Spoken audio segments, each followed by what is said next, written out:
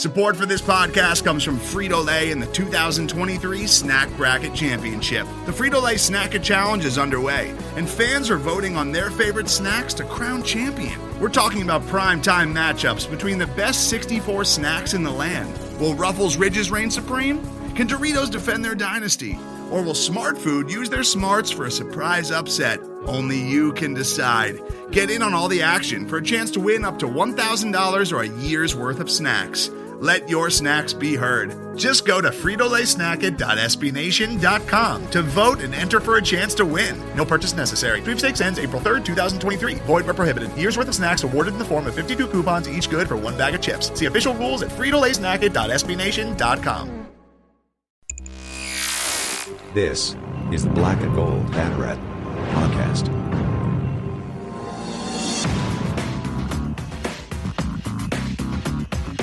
Now, here are your hosts, Jeff Sharon and Eric Lopez. Welcome to the Black and Gold Banneret Podcast. I am Jeff Sharon. I am joined by Kyle Nash and Eric Lopez. Today we have, we're starting to crank up these spring sports again, guys. A little bit later, we'll talk about tennis. We also have some additional football to talk about, by the way. Later on, Kyle Nash is talking with former UCF linebacker and Grey Cup champion in the CFL, Terrance Plummer, who is a member of the Orlando Guardians, the new XFL team that's in town. Of course, they were the first XFL in 2020. They were the New York Guardians, and they've gotten rid of the Tampa franchise, moved the New York franchise to Orlando. Anyway, the Orlando Guardians are here, and Terrance Plummer's on the team. And so is Antoine Collier, interestingly enough. Another interesting UCF player, but our former UCF player. But Kyle talks with him. But first, we're going to kick off with basketball. And, all right. Well, it's coming back down to earth right now for the UCF men. Played, I thought, very well, especially defensively against number 3 Houston earlier this week. But UCF comes out on the short end, 82-71. They were down 4 at the half. Lord knows they had their opportunities in this game. Taylor Hendricks had 17. Ithiel Horton had 18 to lead UCF. But the main issue was in the second half, Taylor Hendricks got into foul trouble, committed his 4th foul early in the second half, had to go out, and Houston, that's a bunch of grown men on that team, man. They are he big. Was called for his 4th foul rather than he committed it. Fair. And when he was off the floor, boy, those guys for Houston just feasted on the inside. UCF shot 52% in the first half, 36% in the second half, 43 for the game. Houston 53 in the first, 48 in the second, and 50 for the game. Leading scorers for Houston. They had 5 guys in double figures. Emmanuel Sharp had 18, 17 for Jarris Walker. Jamal Shedd had 14. Marcus Sasser was in foul trouble and still scored 14. Above the fact, Coach Sampson mentioned that he had a little issue with his knee too. He came back in and played late. But before that, right. 3 for 3 from the arc was his entire scoring before he got hurt. So he could have been a lot more dangerous too. Yeah, well, what I wanted to come away from saying this, and you guys were there, Eric and Kyle. Kyle, we'll start with you. I came away, first of all, more impressed with Houston than I was before, because to me, how big and physical they are, to me, the only team that can beat them is themselves, which they did, by the way, against Temple in the previous game. Number 2 on the UCF side, not having Michael Durr just really hurts, and especially when you're playing a team with Houston size, and that was just fairly obvious. This is a team that now has lost 3 games in a row, on the road to Tulane, on the road to South Florida, and now at home to Houston. They really need to right the ship right now, but it's hard considering how many guys considering who rather is still on the shelf. We saw Darius Johnson against Houston. He looked like about, I would say 90%. But Kyle, what do they have to do to get off the schneid here? Because we're starting to hit a little bit of a danger zone. We're talking about an at-large bid not all that long ago, and now this team is 6th in the conference at 4-4 in the league and 13-7 overall. Well, and listen, we said it last week, and Eric preached it last week too, and he was 100% correct. The USF situation was a rough one, and frankly, the way that game went, I'm going to say honestly, at this point, the damage was done. The only way you were really going to bounce back from that is if you dropped Houston for a second straight, but then how much would that have been worth that they lost the Temple? And we can wax poetic about that. I mean, the USF loss, as much as I like to criticize Eric for being, the cynic and the negative Nancy on the pod, he's right. That's a devastating blow. And I think that loss certainly could account for anything more than Houston. But with all that in mind here, Houston, for that game, I know it's an 11-point loss at the end of the day, right? Jarris Walker as a freshman is a fantastic talent to watch. And I really feel like the difference between the two is the amount of talent on both sides was similar. I know people want to go out there, no, fire Johnny, this team's not that good, we're not ready for the Big 12, and on and on and on. The truth is, the one thing this group has that UCF doesn't is that chemistry. They seem to play together better than this group does, and rightly so. This is a bunch of transfers who came together, and honestly, they still look cohesive at times, but overall, the situation is such that Houston just looks like they're more together. And by the way, it's not like Kelvin Sampson's a bad coach. Can we be clear about that too? This is a really good team. Very well coached team. Yeah. Probably the best coach team that we've seen.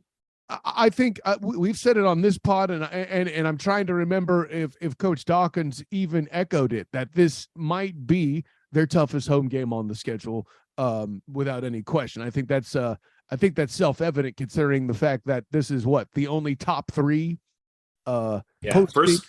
first ever top 5 team to come into the arena. And I want to say, like you mentioned, Kelvin Sampson, and I know Eric still bemoans the fact that Kelvin doesn't wear a suit to the games anymore. It's a lost art. Me and Murph have spent so many times doffing the tie and the jacket, but I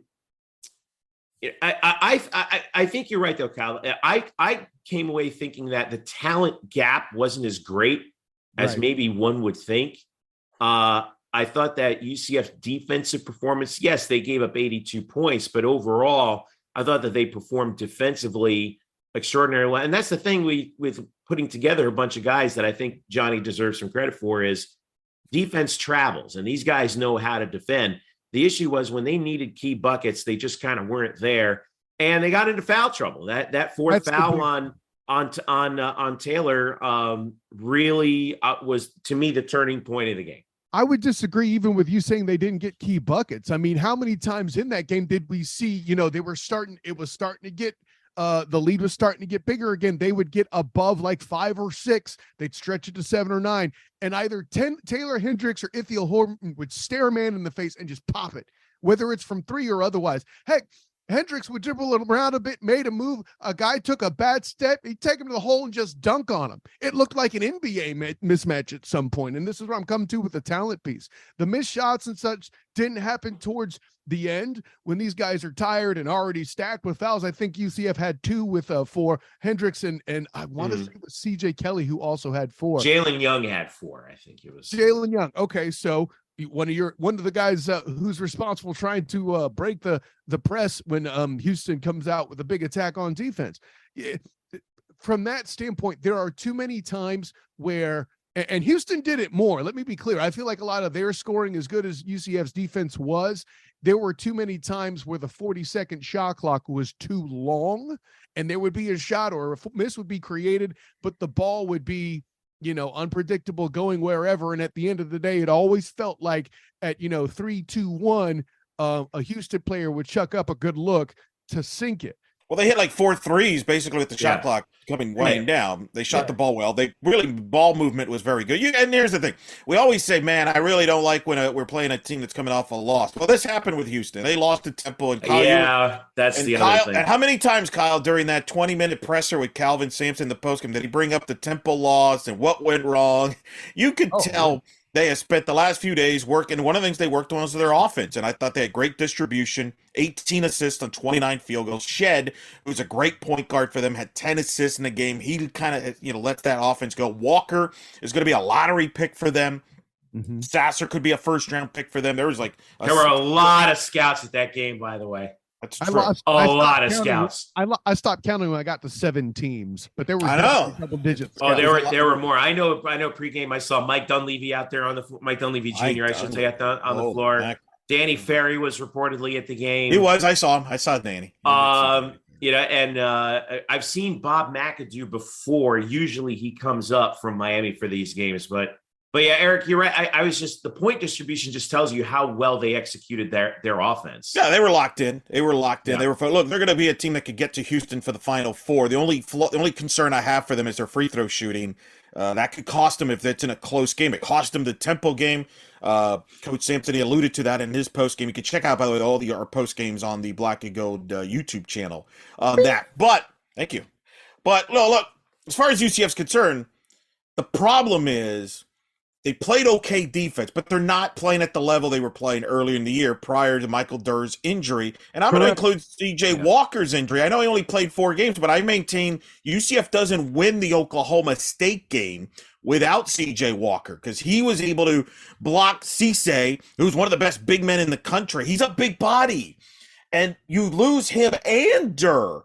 So now you're down to your, and what happened is teams now are attacking Taylor Hendricks as a result, whether you agree or not agree with the fouls. I don't disagree with you, Kyle. The fouling was questionable, but that's how he got in foul trouble because Houston's like, we're going to attack this kid because there is no Michael Dur to worry about. There is no CJ. We're going to go after him and get him out of the game. Get the kid out of there. Yeah, it's pure law of numbers. The more you attack a guy, the more likely he is to draw the appropriate number of fouls to get disqualified. Yeah, right. Then it would also resulted in him being more tentative on defense as well once he picked up his 4th when he came back later in the game.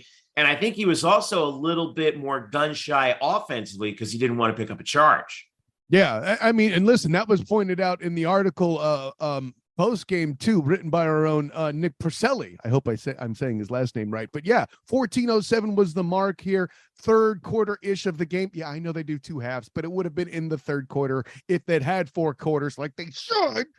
Sorry, I feel a way about that. But the punchline is this. Yeah, from that moment on, I think it was a 6.5 minute gap. Taylor Hendricks wasn't on the floor.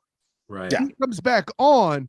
In 40 seconds, gentlemen, a double-digit lead becomes, 6 or 5? I forget which. The punchline is that's just a small sample size of how big the impact Taylor Hendricks has, especially when you're down 2 bigots. Give him credit, though, for him to come out, be the second leading scorer and the leading rebounder when needed in that scenario. Listen, again, that game was as close as 3. And actually, just before that 14:07 mark that I mentioned there, it was 3 points when Hendricks was called for his 4th foul. And that, from that point. It went from a 3-point game to when he finally re-entered some 7 minutes and change later. 7, right? It was an 11-point game at that point. So 11 point, plus 8 in that 7 minutes for Houston. That was the game. Mm-hmm. And listen, it could have been even further. Not to say this, but like there were some excellent plays made offensively to keep it from getting completely out of hand in that time, which it could have done. And that's more about UCF's fight and Houston being an incredibly good team. And Jarris Walker, again, went completely crazy through that short period. And what would you expect? No offense to Hot Tune and company, but at that point there was a mismatch. Yeah, well, and here's that's a large man. Big man, yeah. And it's one of the reasons why they're one of the best offensive rebounding team in the country, and that was where they hurt UCF, and that's where they missed a Michael Dur and a C.J. Walker type UCF. The problem with their defense for UCF, and we heard Ethiel Horton and Johnny Dawkins allude to it in the postgame, it's not necessarily their first 30-second defense. It's when they get a missed shot and they don't get a rebound. They got out-rebounded by double digits by Houston, got out-rebounded by double digits at South Florida. This is the fourth straight game during this losing streak. They've given up 70 points or more. 2 straight games, they've given up 80 points or more. To put that in perspective, prior to this 4-game losing streak, they've only given up 70 or more 3 times the whole year, the first 16 games. That's what they got to get back to. That's why they're struggling. Yeah. Their offense, I thought, was fine against Houston's defense. Yeah, It's I was the impressed. defense, and I don't know the solution because health is the solution. But the problem is Michael Durr ain't coming back here Can't wave soon. a magic wand and make that happen. No, unless Kyle wants to grow, an extra 5-6 inches and have eligibility, we could suit him up for Temple on Saturday. But that's Eligibility is fine. It's the bone spurs. And of course, I'll grant you this, gentlemen. I'm 6'5". A lot of the front court. Can you box out? I can box. Listen, I am 280. I can box out pretty well. Okay, 6'5", 280. You're a unit. You can box out. All right, carry on. Baby Shaq, right? No, but at one thing I wanted to set for Like all Barkley. Yeah, Barkley. there you go. Hey, that was my first jersey I owned, was a Phoenix Suns Charles Barkley. But oh wait, Drew's not here. We're not talking about jerseys. Sorry. Shouts to the local stat boy. But Eric, for all the good stats you drop, let me drop one more on you too. A lot of Houston's front court 6'8", 6'9". You know how I know that? Because I didn't see anybody taller than 6'9". Right. It's going to be hard to convince me that 7 foot tall Michael Durr wouldn't be a factor. Oh, He would have been a factor, and that's what hurts this team. Because you and I were talking during the game. I was pointing out the offensive rebounds, and you were like, "Hey, come on, it's not showing on the second chance points." But I'm saying those are body blows to a defense. That's a jab, kind of using the boxing analogy. So it's the equivalent of a third down conversion in football. Sure, and so that's the problem. Look, too, Eric, to your credit, Yeah. 2 and 4, UCF was leading in second chance points. By Right. the end of the game, 16-9 in favor of Houston. So those body blows did eventually start that internal bleeding in the pain. I get you. and that's been the trend. That was the same story in the USF game. And look, think about this. This year, this team has had Darius Johnson out for a good chunk of games. Michael Durr out now for a good chunk of games. You've lost C.J. Walker for the whole year. That's 3 guys that was probably going to be your top 6, top 7, your rotation guys. Mm-hmm. I mean, that's a daunting ask. Unfortunately, this season is reminding me of 2018, which was the year that Taco Fall missed half the year, B.J. Taylor missed half the year, a lot of people missed the year. Aubrey Dawkins missed the entire year. And it's just, it's unfortunate. This team has kind of been snake bitten. It kind of bums me out because I think we've seen this team with the potential when they're healthy.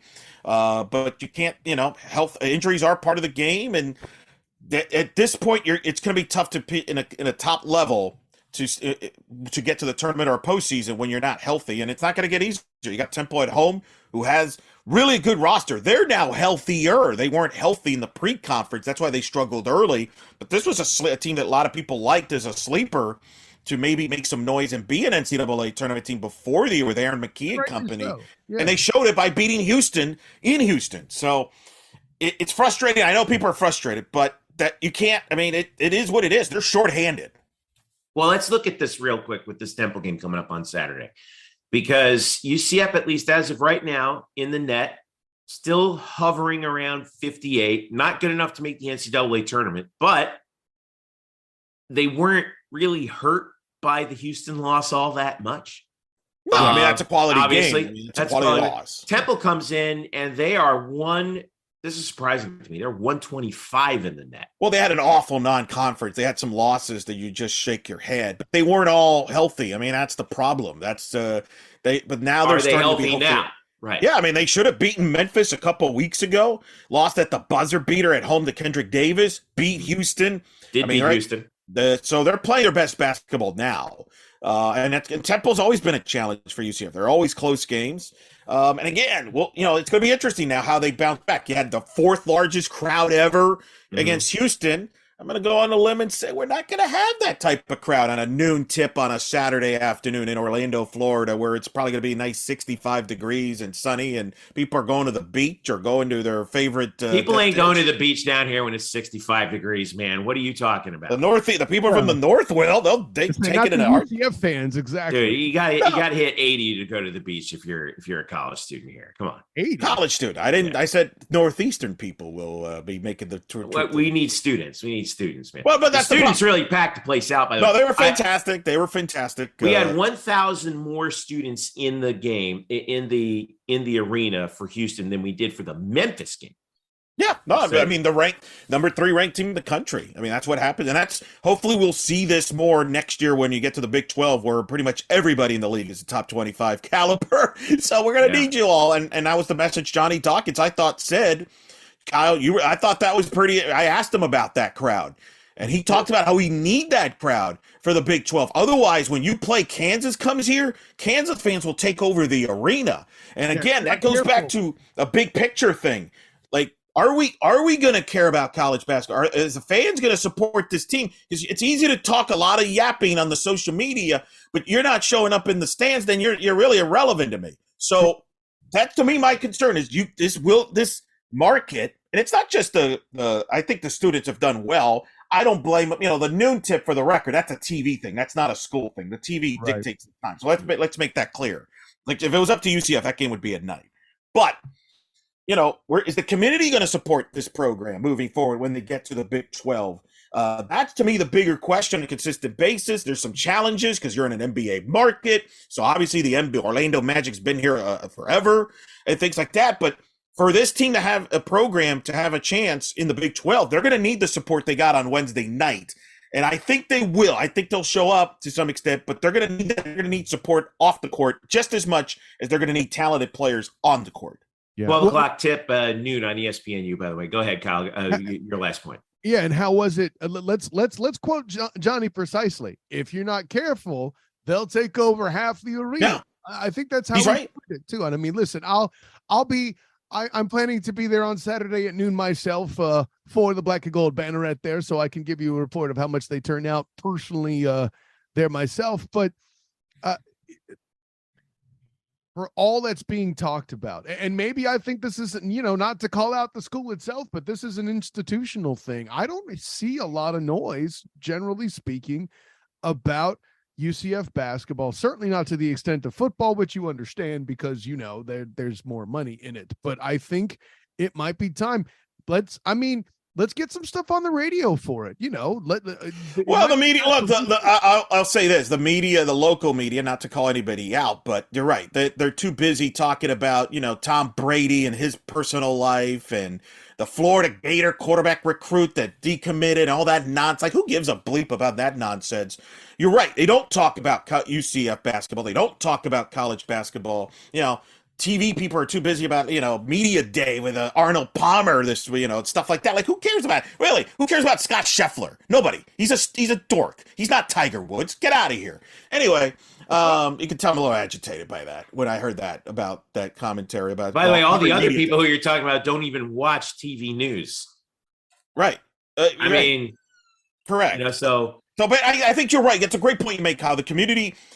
It's not, because we always focus on the fans and the students. I think there's diehard fans. There's good support there, but you got to build on it. You got to get the casual fans. And you're right. I was out I used an Uber the other night, and we were like, hey, wait, UCF is playing tonight against them? Yeah, they're playing against Houston. He knew all about the Magic, right? They know about the UCF football schedule, but that's the challenge when you're in a, quote, football school. UCF's not the only one that deals with that issue, and that is something that, you're right, Kyle, has to be addressed moving forward. I mean, Orlando's hometown team is the tagline, right? I'm just saying. Yeah. Well, they got another shot at Temple to try and get off this 3-game slide that they're on. They haven't won since the Memphis game. Got an old buddy coming on the Temple team. Jameel Reynolds is going to be in town. So storyline, Kyle. It'll be really interesting to see Jameel at Temple. I wonder what he's doing at Temple right now. He just got back. He had an injury. I know that for a while. By the way, Darius Johnson, good to have him back. Hopefully we can keep him intact. That is the positive. I think he was a little rusty too. Yeah. So, minimally. But he looked like he was 90%. 90%. Now, usually he takes the ball to the hoop a little bit more, and he did against Houston, but I felt like not as much, or not quite with as much recklessness. I don't know if that was. Yeah, is that his injury, or is that their size, boss? I mean, yeah, that's the question. I don't know. I think that he was more content to take to sort of take the, dribble in and then take kind of fadeaway jumper. Well, and which Taylor, I think that was more Houston's size than anything else.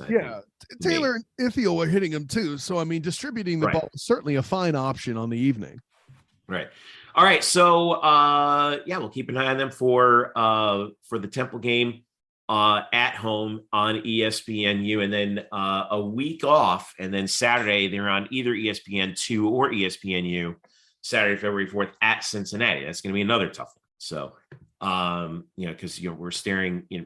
This is a tough little stretch right now, with home for Temple, at Cincy, at Wichita, before you get Tulsa on the 11th of Saturday at home. So it's going to be rough.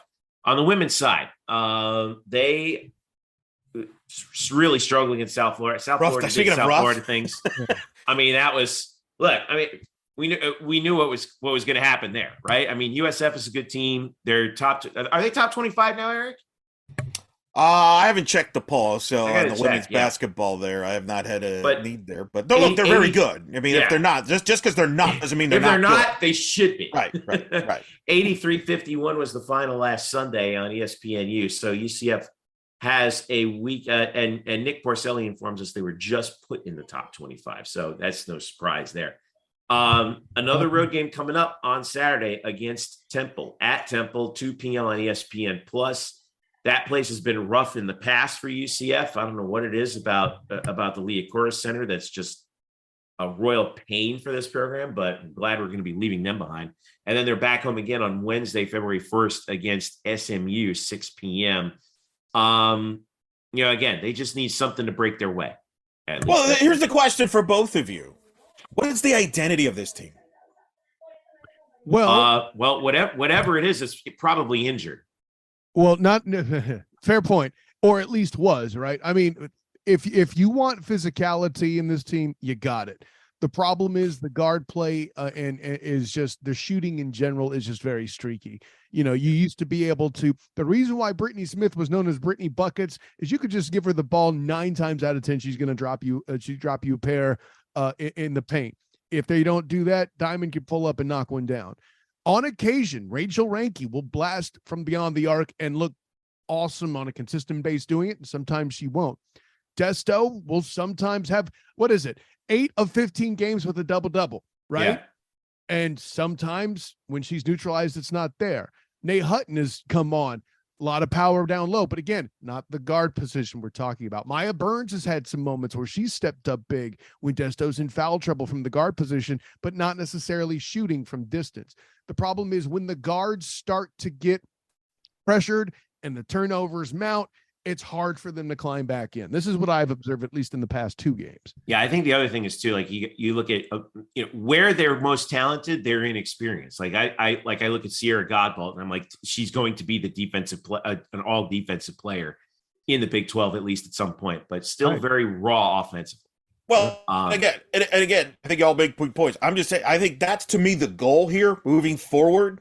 Because I think nobody's naive, right? This was a rebuild. This is a rebuild. Oh yeah. Sprint, not a marathon. Or a marathon, not a sprint. Sorry, I said it backwards. Right. But I remember, Kyle, when we previewed the season, you even brought it up. What is the identity of this team? What is it going to be, the identity? I don't think we know that yet. I think it's important. I think one of the key goals, for the rest of the year, however win losses, it is what it is. At the end of the year, do we know the identity of this program moving to the Big 12? What is the identity of a Cynthia Messer team? What is, with every successful program, every program has some sort of an identity, right? The previous regime, obviously, you knew was defense, intense, playing the zone. Other successful teams UCF have, UCF volleyball this past year, high up-tempo offense. Softball, high tempo offense with dominant pitching. UCF women's soccer, dominant goalkeeping and defense. Got them to turn. What is the identity of this team and this program moving forward? I think that's one I think they got to figure out. Well, I think we got a little bit of an answer over the past week when we saw some commitments that came in for UCF as well. Caitlin Peterson has committed in for UCF. She's a guard who played, I believe, in the Big Ten earlier in her career. So that was a pretty big get for UCF. And I think they had one more signing. I haven't actually. I'm trying to shuffle back through to see it, but they're working pretty. Coach Messer is working pretty hard in that transfer portal to see who she can pull in here for next year. And it's a good thing she is, because she's going to lose some pretty key talent that she has. There's going to have to be some additional rebuilding. Desto is a senior. Is that right, Kyle? Yeah. Or no, she's a junior, I believe. Redshirt junior. Okay, so she can come It's one of back those in. where she might be a senior, but it has a year eligibility. It's one of those COVID. Right. situations. She's listed as a senior, but she does. Who knows? But, Right, who but she has. I think she's a free year, so we'll have to take a look.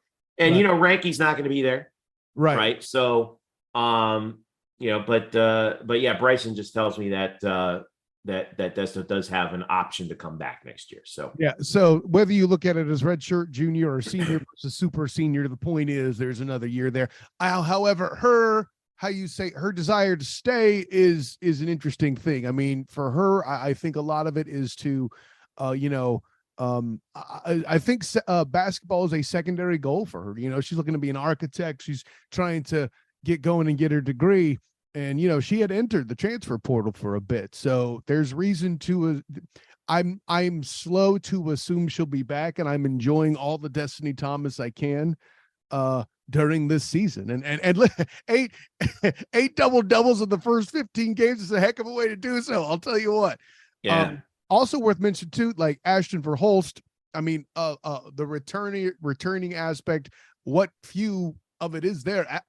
She played a big role earlier in the year and has been missing. She's finally out of a boot, but I would assume she's not going to be back until February-ish, which isn't too far off at this point, actually. But she's. Yeah, I was going to say right around the corner. Yeah, she's working.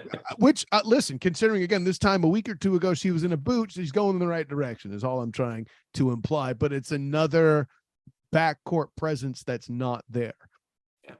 Well, we got to see, like I said, they need just one break to go their way, because I feel like they're really scuffling right now. Yeah. And I think Eric, you're right.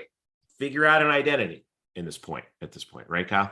Yeah, I mean, what we've seen so far is I feel like it's I'm going to use the football analogy here. Work with me. Like, she's got the essence of what would be like a running game, air quotes, right? She's got the physical presence. She's got oversized guards, except for obviously, Sierra Godbolt and Layla Jewett, but like Ranky has, she can post and rebound and has in other games. Maya Burns can post and rebound and has in other games.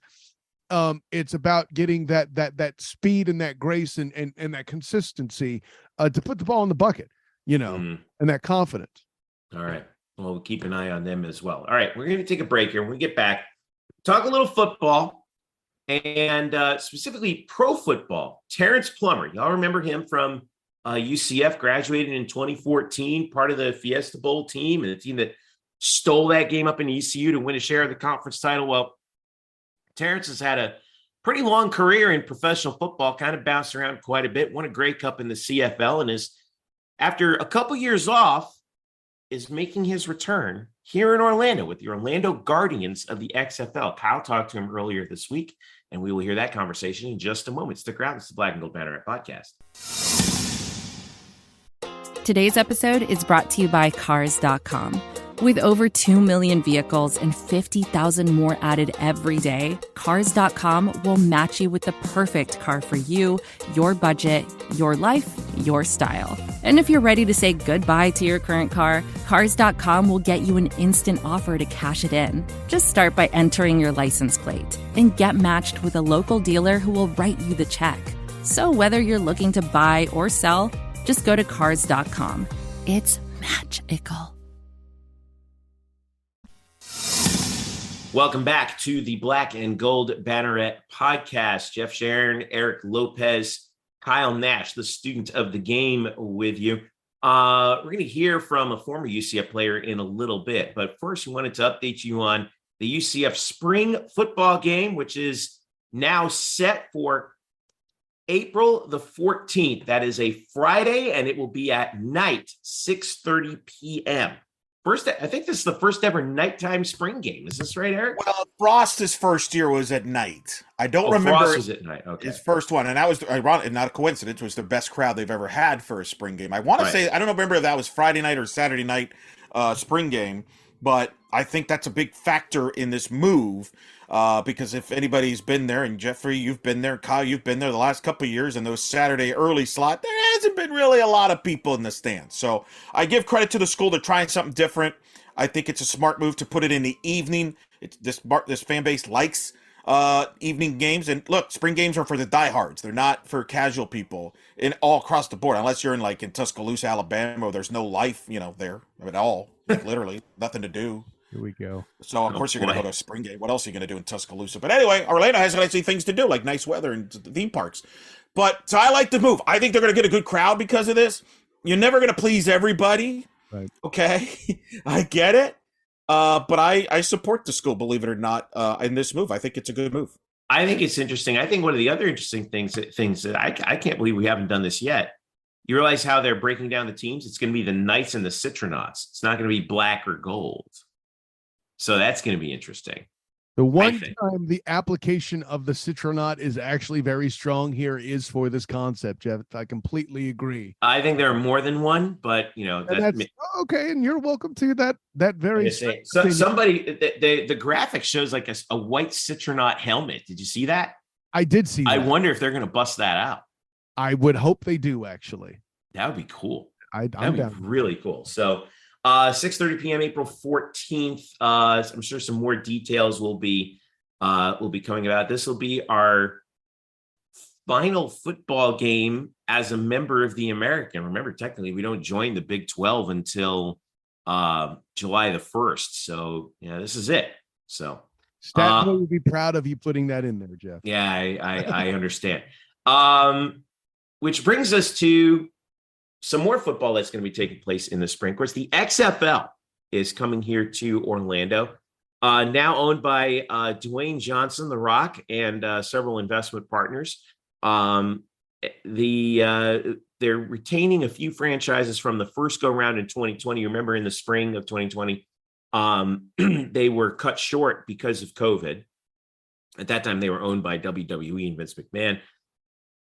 The Rock bought the assets, bought the league, decided to restart it, and they're restarting it this year in 2023. And they put what was the New York Guardians, they moved them to Orlando. By the way, there was a team in Tampa, the Tampa Bay Vipers. They don't exist anymore.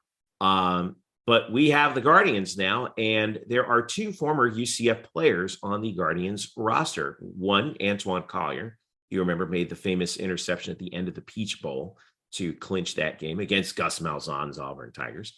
And the guy who our very own Kyle Nash spoke to, Terrance Plummer. You remember him from all the way back in 2014, graduated. That was his last season on that great defense that UCF had in 2013 and 2014. Well, Terrance, it's bounced around. He's had some opportunities with a couple of NFL teams. Didn't quite work out. Ended up going to the CFL. Won a Grey Cup in 2017 with the Toronto Argonauts. Left football for a bit and got an invite back to the Guardians, where he will play for their head coach, a guy who Eric Lopez knows and loves very much, former Florida State defensive back Terrell Buckley, of course, a longtime NFL player. There's a couple other recognizable names on the coaching staff. Shane Matthews is the quarterback's coach, former Florida Gator. Lamar Thomas is also the assistant head coach, the former Miami Hurricane. DeAndre Francois is one of their three quarterbacks on the roster, former Florida State Seminole. But Kyle, you talked to Terrance, and give me a sense of kind of where he is before we roll the interview here in terms of his career, because he's not like a lot of the other guys. He's an old hat. He's been around for a while. So what's his play here? Yeah, I mean, the way when I asked him what kind of opportunity this meant for him in general, because that's the key word about anything around the XFL is opportunity that they're throwing around. And he said it very succinctly and very simply. It was an opportunity to play more football. He's just trying to get as much in as he can before he's done, is what it sounds like. And you know what? Credit to the guy, right? It's up there with Latavius Murray and that kind of stuff, with him trying to keep his career rolling and get as much time in as he can before he hangs it up. Well, let's go ahead and roll that interview. What do you say, Kyle? This is Kyle Nash's discussion with former UCF and current Orlando Guardians linebacker Terrance Plummer. Let me ask you this really quick to start with. The word opportunity is thrown around all over with everything surrounding the XFL and the Guardians. What kind of an opportunity does this represent for you? Like you said, this is a league of opportunity, but this is another opportunity for me to play football. I haven't played in 3 years since the 2020 XFL 2.0, right? And I call myself like a COVID baby, man. We got a lot of us were, playing during that time, and then when COVID hit, it seems like a lot of us got kind of lost in the shuffle. And I just kept working and kept grinding during that time, hoping another opportunity to come back when The Rock and Danny Garcia and Redbird Capital decided to bring it back. I was definitely excited. So this opportunity, just another opportunity for me to go out there and do what I love, man. I'm just excited to be here. It's just another opportunity to go play ball, man. The only thing bad about the first XFL was the fact that, Corona hit and we lost, a lot of us lost the opportunity to play ball. And, it was just a tough time for a lot of us because, we had some young guys who were just getting their first opportunity to come play ball at the professional level. And then for some of us guys who had kind of been pros previously, for it to be taken away, we kind of lost opportunities to get back to the NFL and the CFL or whatever leagues that were, going on during that time. But the positives, man, like Coach Carter was saying, man, we good. They got us in a beautiful hotel out here in Dallas. Everything's been first class. They drive us to and from practice. We got a great training staff. Our medical's always taken care of down here in the hotel. So they just treating us like real men, real grown men too. And I appreciate that, me being a little bit older guy, I've been around the block a little bit. So, I don't really need my hand held, treat me like a grown man. I'll do what I need to do on the football field. So it's been all positive. Actually, these joint practices has been fun. We had one versus DC the other day, and then we got another one coming up. So it's good. And I got a lot of former teammates from the NFL, CFL, college that are all out here. So it's just one big reunion and party, all celebrating the game of ball. So it's been pretty good. It's been 3 years since I got to play ball. So, but honestly, I think it made me better because the game was taken away from me. And, when something's taken away from you, you kind of realize whether you love it or not, and I had to make some life decisions during that time. I got a wife, a home in Jacksonville, Florida. So, life, even though football wasn't going on, life continues, So I had to work all type of odd jobs during that time. Then I finally settled in and got my degree from UCF during 2021. So I was able to put that to use. I work at a sports performance gym in Jacksonville called B3 Better, and I got my own linebacker academy. So it kind of helped me, get prepared for what's life after football, But during that time, I was still grinding, still putting the work in because I knew that, we might have an opportunity to go out there and play ball again. And the first few days I was a little rusty, but now that we rolling and getting going, I'm feeling a lot better under my feet. My past starting to feel good. So, it's always an adjustment period. But, I think sometimes when you go through those trials and tribulations, you kind of recognize who you are as a man and what you really want to do. And I really wanted to continue to play football. So I think I'm going to be the best me that I've ever been because I had the game taken away and now it's back. So I'm just super appreciative of the opportunity. And I appreciate you talking about the challenge there, Terrance. I mean, thank you for sharing that too. But I have to ask, to get the closure on it, man, how excited were you to put those pads back on and get in that joint practice, man? Tell me about that. Yeah, man, we were out there, that excitement. We've been hitting on each other for about, a week and a half, and the opportunity to go, kind of test yourself because you go hard in practice every day. And Coach TC and Coach Buck always telling us, run to the ball. We have a standard that we have set here. You know what I mean? And we do it every day, but it's going against your own team. And so when you go against another opponent, you want to kind of test out, what you've been seeing in practice. See if the things that have been working well while you've been going to get your teammates. Will they work well versus the opponent?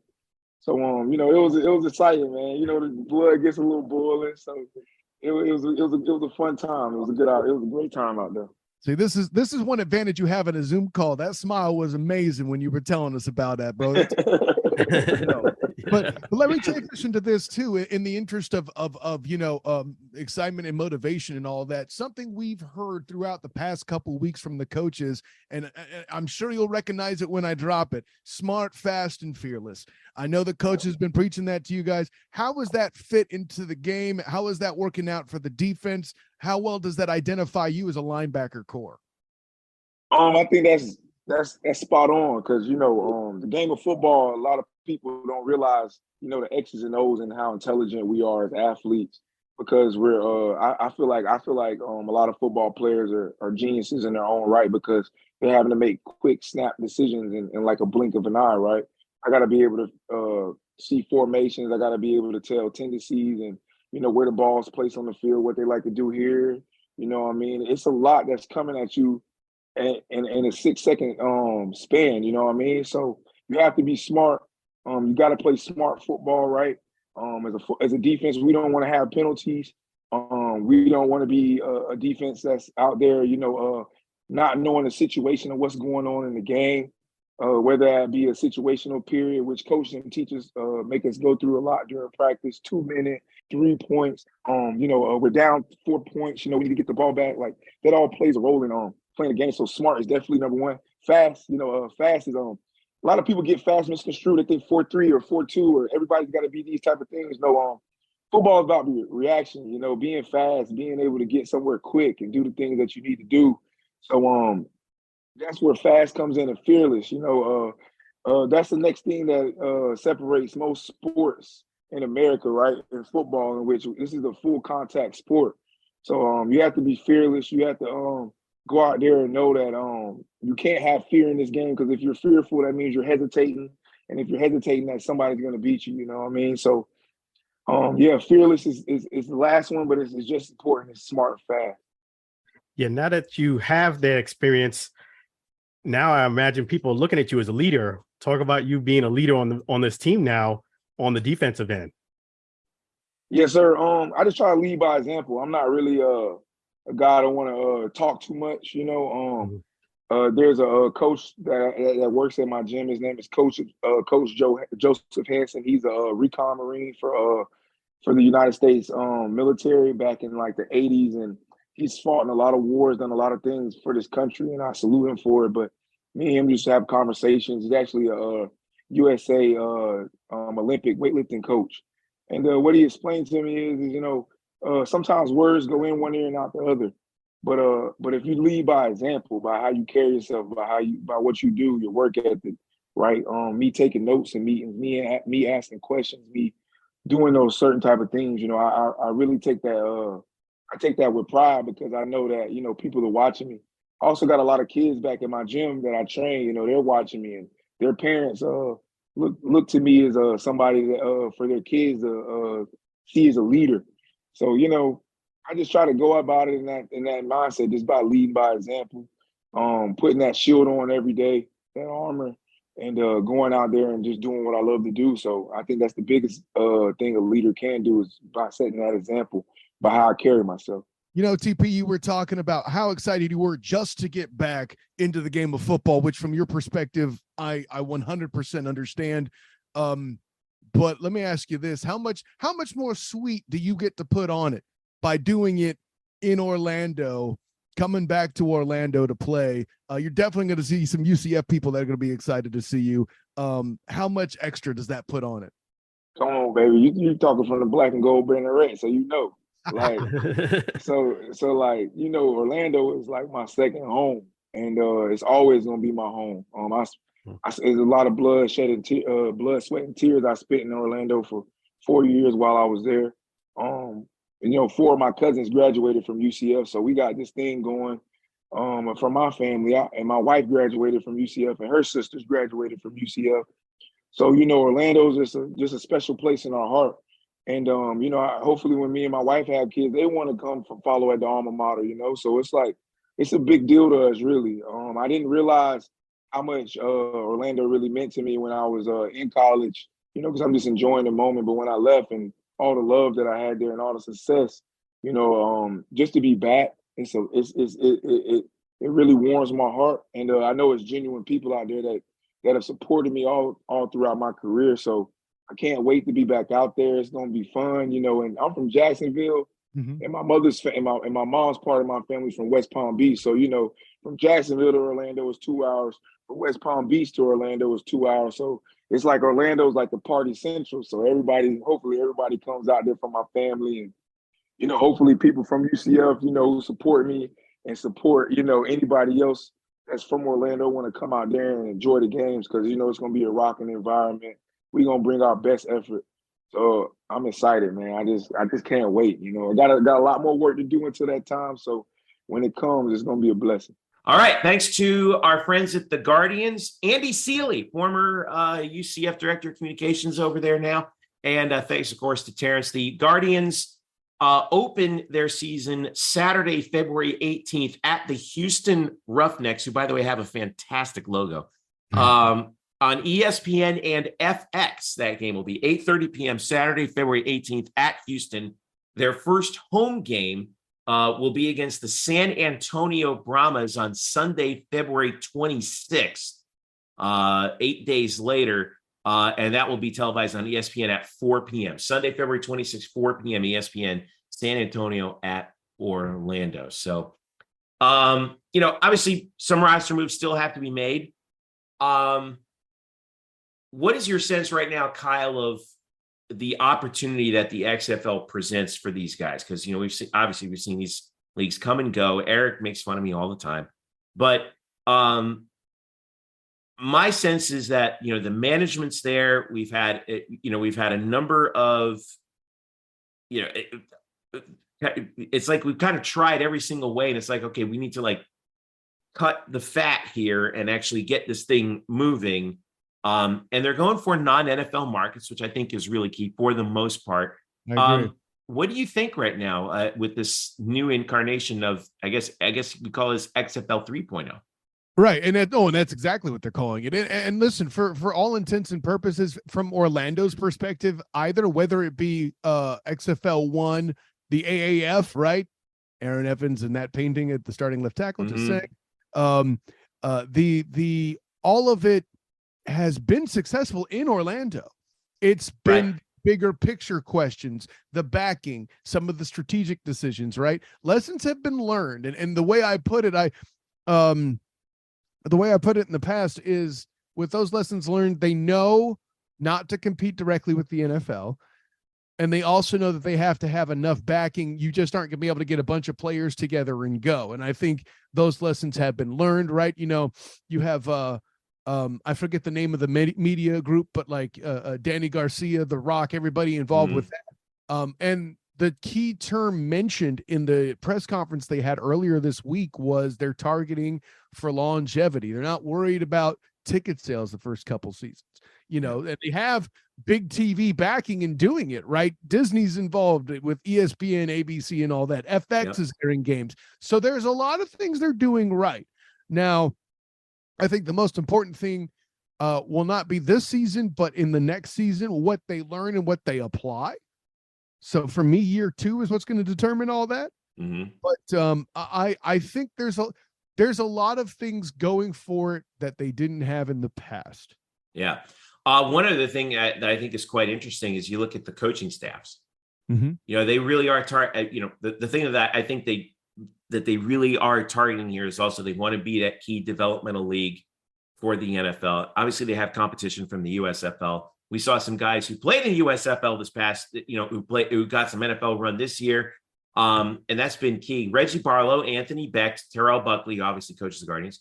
Jim Haslett is coaching in the XFL as well. Wade Phillips, Bob Stoops, and two former Pittsburgh Steelers here, Hines Ward and Rod Woodson as head coaches. And that's the other thing I think that's also key is developing, former players into coaches. I think that's another thing that a league like this can help with too. No? Yeah, absolutely. For all the talk about, minority coaches of color getting opportunities, this league has been a great standing point for that as well. So it's going to be, I'm looking forward to it. I think it's going to be fun. I think people have to have realistic expectations. I think the thing that's hurt the XFL in the past is unrealistic expectations. The original one. Well, the first one, certainly. Well, the second one got screwed because of COVID. Let's be honest. I agree. I actually agree because they were doing pretty well. Right. The second version. The first version, if you put that in today's age with all the options from a television and streaming, I think it would have been successful. The problem was, they wanted to put it as an NBC prime time, and NBC was still kind of, their feelings were still hurt because they had just lost the NFL. But there was interest. Orlando in particular has always had interest. Like, the reason football hasn't worked in Orlando is not because of Orlando. It's like you mentioned, Kyle. Because of everywhere else. Everything else. Yeah, we've had the Thunder were good in the World League. The Rage in the XFL, they actually had the best record in the league. In the regular season. Tuskers. I went to some of the Tuskers. Right. Yeah. They actually lost in the UFL championship game twice. Right. And then, well, let's not forget when the AAF, which, we all know how poorly that was managed at the very top. The Orlando Apollos were the top team in that league. They drew a ton. So I think that's going to be fine. And I do like the fact that one thing I like about the XFL that I don't like, for example, the USFL, is you're not going into NFL markets. I think that's just, you're not good. I think it's dumb. Go to a market that doesn't have professional football, and you're going to get support that. Well, they do have some in some of those markets, in NFL markets. They have DC, they have Dallas, they have Houston, they have Seattle, they have Las Vegas. They also have St. Louis, Orlando, San Antonio. And those are three. Obviously, St. Louis had the Rams not that long ago. San Antonio, I mean, they built the Alamo Dome for the purpose of trying to draw an NFL team to begin with, right? And actually, the San Antonio Commanders, I was just going to say that, and then Bryson also reminded me, in the AAF, they were the number one attended AAF team, and they sold a lot of tickets to those games. I think when you see the fan support that UTSA has gotten as well, is a pretty good indication of how strong football is in that market. And I think the St. Louis Battlehawks also in that first XFL season in 2020. They led the XFL in attendance when the season ended because they were playing in the old, well, it used to be called the TWA Dome, and it was the Ed Jones Dome, and I don't know what the heck else it's called now. But I want this to work because I think that there's an opportunity for guys maybe who need a little bit more development to get that development working with pro coaches. And here's the reason why. Over the last 20 years, I think, and I want to know what you guys think about this. The college football, I think, is becoming less involved in developing players to become professionals and more about winning and winning now. Okay. And when you focus on that, because there's so much money flying around, right, especially to the coach, that there is pressure. There is pressure to win. And, you can talk about Alabama all you want. They're a unicorn right now. Right now, coaches, especially at UCF's level, and I think in a larger number of the P5, and certainly all the G5, they want to win now because that's how you get your name out there, how you bring attention to your school, and in turn bring funding, right? And so the professional development part has kind of gone by the wayside a little bit in the last several years, and players are coming out of college, I think, not fully ready to be NFL level players like they were in the past. And developmental leagues like the XFL can help them get there. I don't know if I agree with that because players still want to get to the NFL. So that's the reason they're going to. That doesn't necessarily mean they're ready. No, but the SEC has done a pretty good job of getting most players ready. I mean, look at Joe Burrow. You know why Joe Burrow Alabama and Georgia have LSU. I mean, Joe Burrow. The reason he's successful in the NFL is because he already played on an NFL team. It's called the LSU Tigers 2019 that won the national title with a bunch of NFL guys. But remember, Eric, that's the exception, not the rule. LSU has a bunch of defensive players in there too. I mean, no, that's what I'm saying. Like the SEC is the farm staff. Now, I do agree in other places. Maybe there's some shortage, and I think what you're referring to is there's more scheme now in college. Everybody runs a raid or a spread, and I think UCF's an interesting example of this.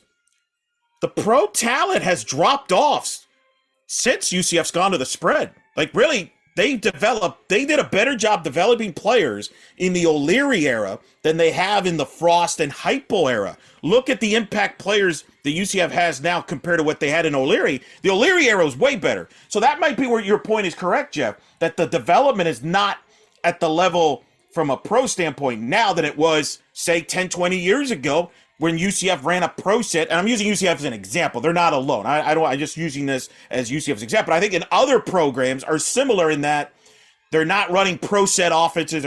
They're running more different styles that maybe aren't developing guys as quickly as they did 10, 20 years ago. To your point. And like, those bend but don't break defenses, I think are the same thing. They focus so much on like just, forcing turnovers and whatnot that they don't focus on a lot of the things that make a good professional defensive player, right?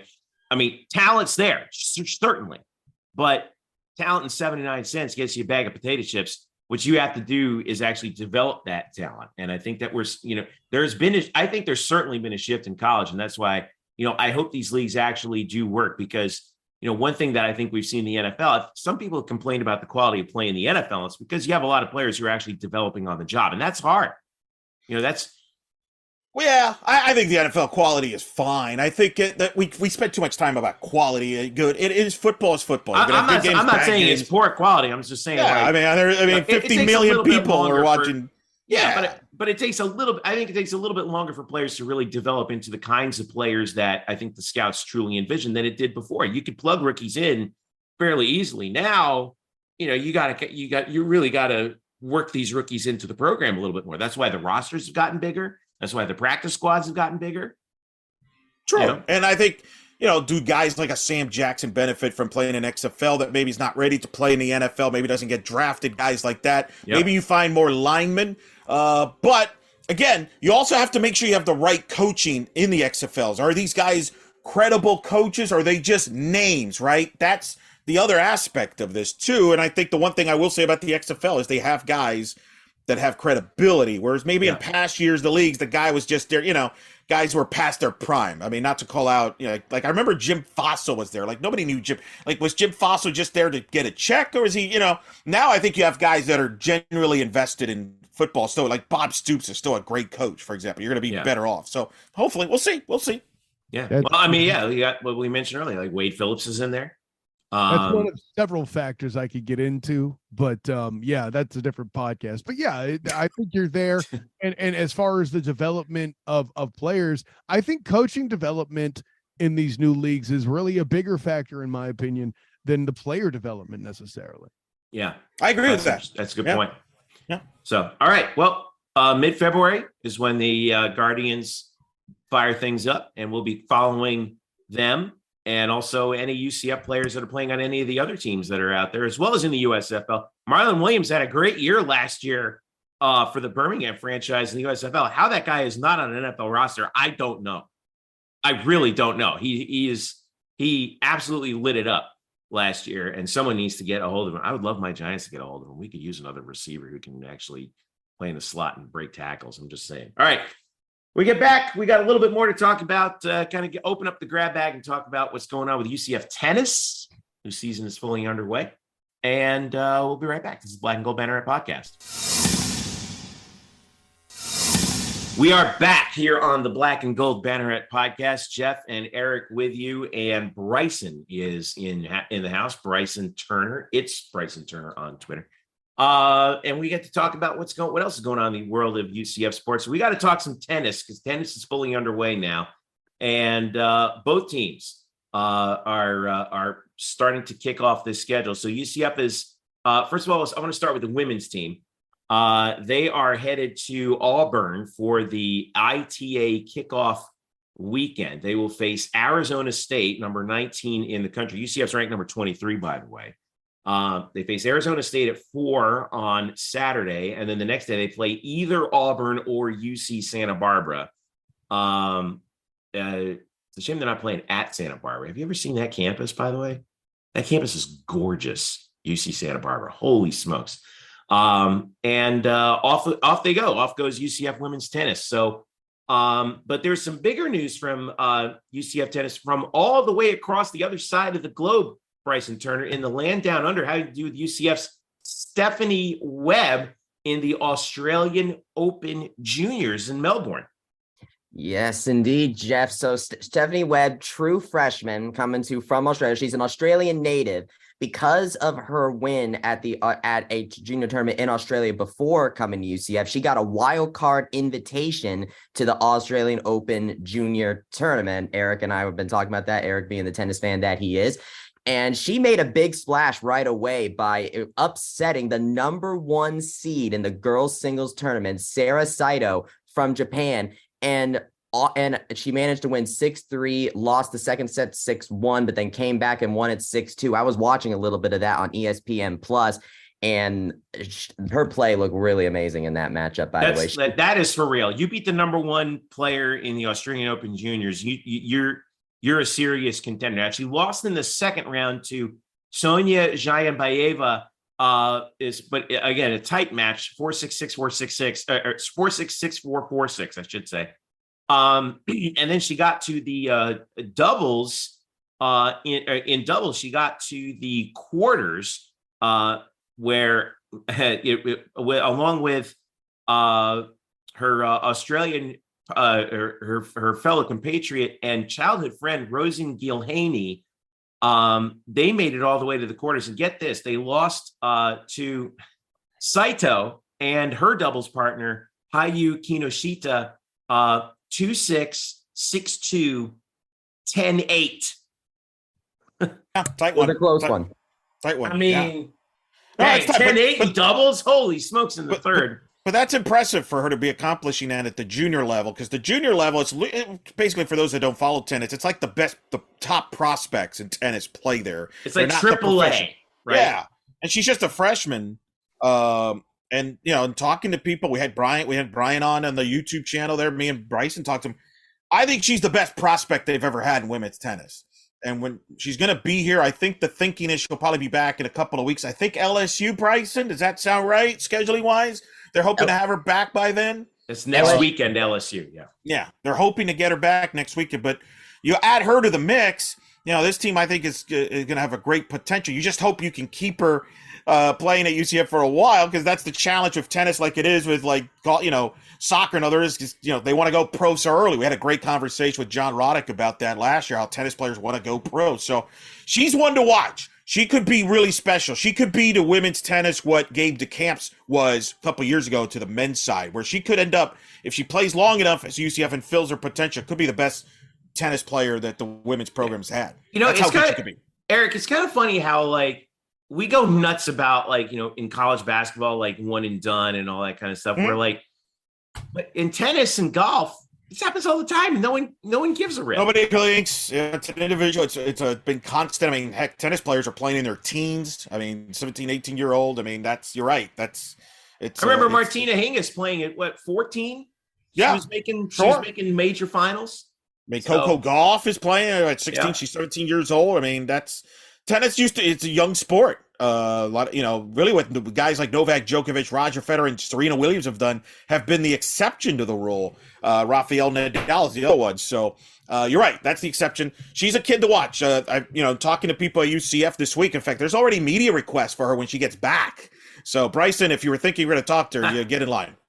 By the way, not just us, by the way. No, and that's for that program to get media requests. I mean, outside. I mean, that tells you a lot. That's significant. Go ahead, Bryson.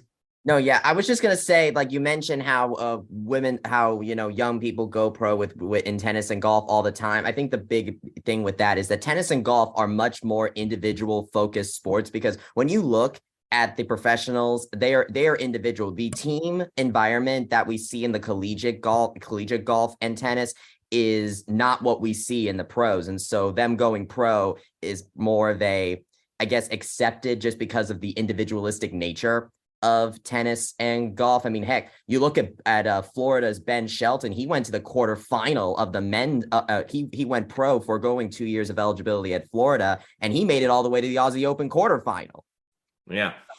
So, well, I mean, I'm excited to see what Brian Kanyeko has in store. And once we get Stephanie back in the fold here at UCF, what's going to happen with her? On the other side, the men are also starting their season.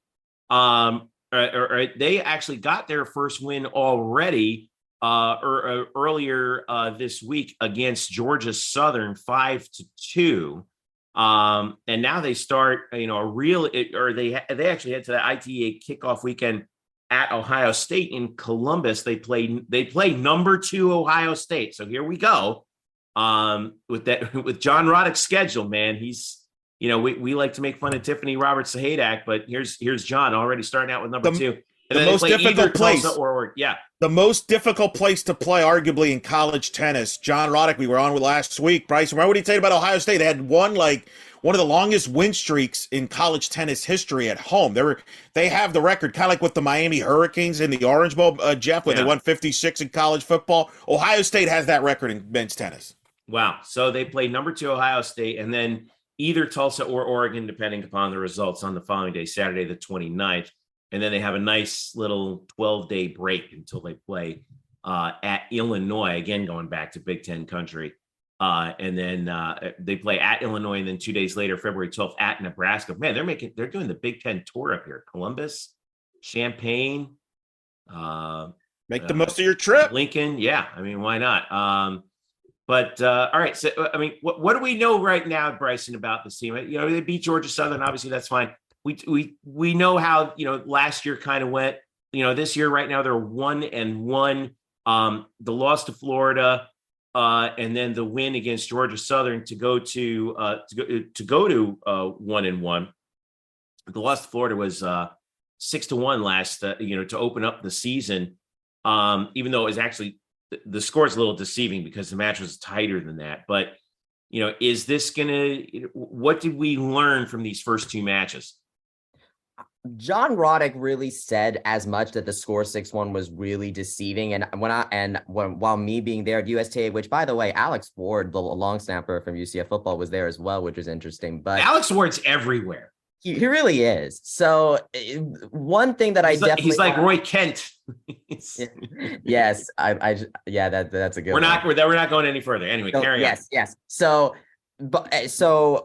first of all, great, that 1 point that UCF was able to get came from senior Bogdan Pavel. He managed to beat Florida's Will Grant after losing the first set 5-7. He came back and won the next 2 sets 6-2, 6-4. So not too shabby right there on his front. But most of those singles matches that UCF needed to win in order to take the match victory went into third sets, and they went pretty far. Mehdi Benchikron, a true freshman from Morocco, he went into a third set with number 93 ranked Jonah Braswell, and he only lost 6-4 in that third set.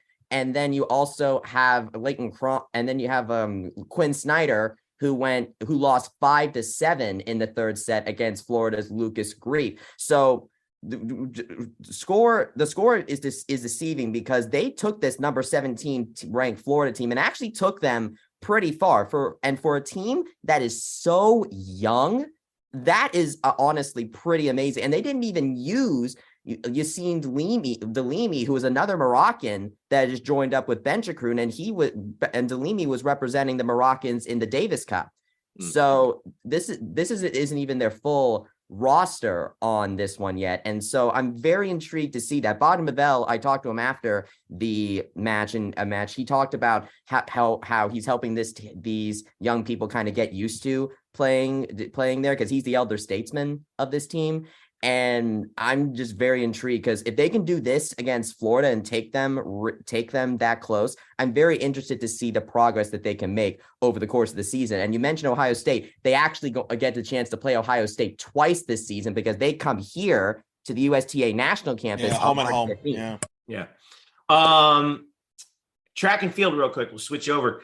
They are actually finishing up today. We're recording this on Friday, the 27th, the Alachua County Collegiate Invite at Gainesville, and then they go back to Gainesville for the Celebration Point Indoor Classic later next week. So Thursday, Friday in Gainesville.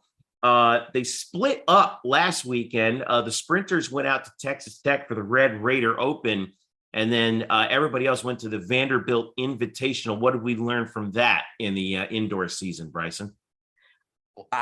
Deja Lampkin, a transfer sprinter from Alabama. She has really made her mark on the sprinting world right now. She ended up finishing second in the 200-meter dash at the Red Raider Open, and right behind her, Beyonce DeFreyes also joined her as well. Kia Williams got ran the third fastest 400-meter dash time indoor, by the way. Indoor and outdoor times are still separate in the record book. She ran the third fastest indoor 400-meter dash in program history out there. And then in Vanderbilt, we got to see the jumpers high time to shine. Jasmine Scott Kilgo got the third longest indoor long jump in program history. Ashira Collins got the third longest triple jump in indoor program history. And then Natalia Madison. We talked last year about Brittany Floyd just revolutionizing the multi-group in the track and field by breaking the pentathlon and the heptathlon records. Well, Natalia Madison just went and got the second highest pentathlon score in UCF history with 3,704 points in Vanderbilt. She finished fifth, but considering her improvement in the pentathlon from last season, I think Natalia Madison is going to be one to watch going forward when we see the multis returns later on. And I'm looking forward to seeing what they do in these two straight meets up in Gainesville as they get ready, because the indoor season's short, and all of a sudden we're going outdoor. And I know that everyone likes to pay attention to that, but hey, UCF has collected itself some cred on the indoor season in previous years too. One last little bit on some professional moves. Remember Cal Jennings, the human goal? Well, former UCF men's soccer star is going to be coming back to the Sunshine State. He signed with the Tampa Bay Rowdies of the USL Championship. Eric, he was a part of the LAFC for quite some time. Yeah, well, this past year. Yeah, scored some goals, I think, but couldn't quite find his footing. I think he's coming back over here. Tampa must have made him a pretty good offer, because that's a pretty good franchise over there. Even though they're not MLS, they are actually independent. They are not affiliated with an MLS team. So that's where he is right now. So what do we think about this? Well, I think it's he's trying to get playing time. He didn't play at LAFC in limited time. I think I'm imagine he gets some more playing time there with Tampa. Why is Orlando City not on him? I have no idea. But because he can put the ball in the net. Lord knows they need that. Right. So we'll see how he does with the Rowdies. They've done a great job there. A buddy of mine's, Ryan Davis, who does some color for UCF men's and women's soccer, does their commentary over there with the Rowdies, and they have great fan support. They're trying to eventually get to be an MLS franchise. I think it's one of their goals there. So we'll see how that goes. And then some big news, free agent market. Sean Johnson leaving New York City FC for Toronto, Jeff. Where he was the MLS Cup most valuable player. Yeah. Here's another guy that Orlando City missed out on. Yeah. I mean, he's going north of the border to Toronto FC. That's a blockbuster move. I mean, he's been a big part of that New York City FC Cup championship a couple years ago. They've been to the conference titles. So that's a big loss for the New York City FC and Toronto. So Sean Johnson making a big move there and a free agent move there for himself. Good. Hopefully it works out for him. Come on, Orlando City. Come on. I can tell, as folks will get to know later on in the year, Nick, our newest acquisition, big soccer guy. He's down. He's fired up about it. He's a big rowdy guy. I could tell. Yeah. He's got, I mean, he's actually listening in on the show right now. He's got his Tampa Bay Rays flag up behind him, which Yeah, Chad Mottola, former UCF, That's right. UCF great. Chad Mottola, hitting coach for the Rays. So big parts there. And speaking, of course, baseball, softball around the corner. Media days coming for baseball and softball this week. Yeah, I know. We saw the baseball team out there, and we saw the baseball team out there throwing T-shirts up into the stands of the Houston game. John Rice Plumlee was there. He almost threw it into the upper deck. Volleyball was out there getting some celebration for their 5th straight conference championship. That was a fun game. The result wasn't what we wanted, but that was a fun night in the arena. I hope we can. Yeah, it was a fun night in the building. We got some fun days ahead with baseball, softball ranked nationally. Jada Cody's up for National Player of the Year watch list. People love watch list. But yeah, no, baseball media and softball media day. While everybody's asking Greg about JRP, I will be asking about his thoughts on the Royal Rumble. In fact, Bryson, we need to get the media request in to Alex now. We need his pick for the Royal Rumble. It's this weekend. Let's make this happen. We need to get him and Dagenet in on this. All right, we can make something happen here. I want Royal Rumble picks before Saturday night. Brian Murphy demands it. All right, it's going to happen. All right, Nick is on the record with Cody Rhodes. Okay. I agree with that, actually. That'll do it for us. Make sure you follow us at UCF Banneret _SBN on Twitter. Subscribe to our podcast on Apple or Android. You can also follow us each individually. Kyle, who left us earlier, is the SOTG for the student of the game. Of course, don't forget Statboy Drew, Andrew Glukov. You can follow Eric at Eric Lopez Elo, Bryson at It's Bryson Turner. Don't forget to follow Nick Porcelli 2, Nick Porcelli, the number 2 on Twitter, our newest addition to the roster. He's our Ernie Sims of the staff, coming over from Tampa like Ernie Sims did to the football staff. Oh, he didn't like that. What did you do, Eric? Come on.